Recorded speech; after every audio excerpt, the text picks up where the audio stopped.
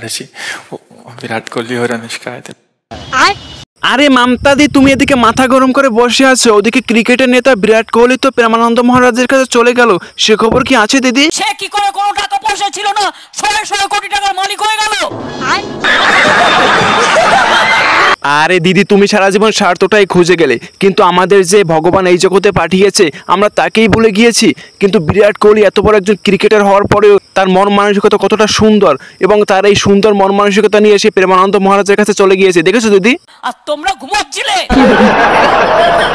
আরে দিদি, তুমি তো আমার কথাই বুঝো না। আমি বলছি বিরাট কোহলি তো প্রেমানন্দ মহারাজের কাছে গিয়ে অনেক কিছু শিখে ফেলছে, সে খবর কি তুমি রাখো? আমি জানি। তাহলে কি দিদি সেখানে তুমি যাবে না? আমি ওখানে ওদের রেখে এসেছি। কি বলো দিদি, তুমি বিরাট কোহলির সাথে গিয়েছিলা?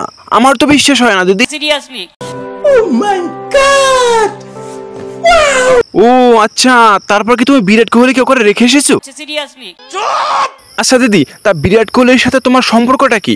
মানে তুমি বিরাট কোহলিকে প্রেমানন্দ মহারাজের কাছে দিয়ে আসলে, তাহলে তোমার সাথে আর বিরাট কোহলির সাথে আসল সম্পর্কটা কি আমাদের একটু বুঝিয়ে বলো তো দিদি। 1984 সালে এই লোকটাই ফার্স্ট ম্যান যে আমাকে গিয়ে গিয়ে বলতো যাদবপুরে আপনাকে দাঁড়াতে হবে, যাদবপুরে আপনাকে দাঁড়াতে হবে।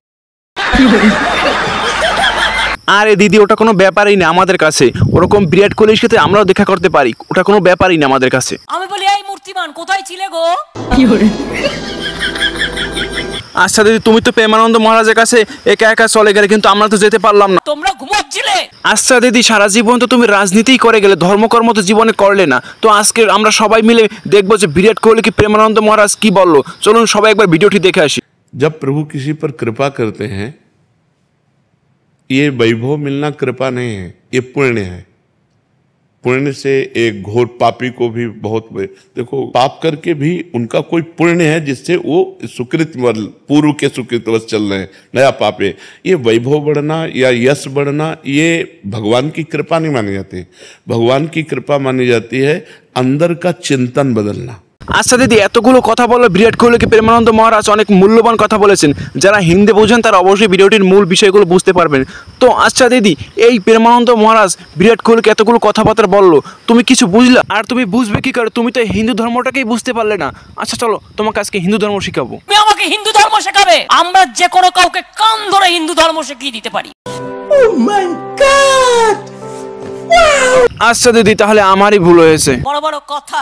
আচ্ছা দিদি, বুঝলাম তুমি একজন ভালো রাজনীতিবিদ, তাহলে তোমার পার্টির লোককে মানুষ চোর বলে কেন? তুমি একজনকে চোর বললে আমাদের গায়ে লাগে।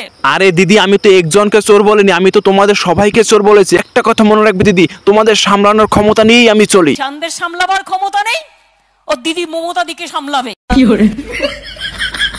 নমস্কার বন্ধুরা, এই ভিডিওটি পুরোপুরি বিনোদনের জন্য তৈরি করা হয়েছে, এবং বিরাট কোহলি যে প্রেমানন্দ মহারাজের কাছে গিয়েছে এটা মানুষের সামনে তুলে ধরাই ছিল এই ভিডিওর মূল উদ্দেশ্য। ভিডিওটি ভালো লাগলে লাইক, কমেন্ট, শেয়ার করতে ভুলবেন না। দেখা হবে নতুন কোন ভিডিওতে। ধন্যবাদ সবাইকে।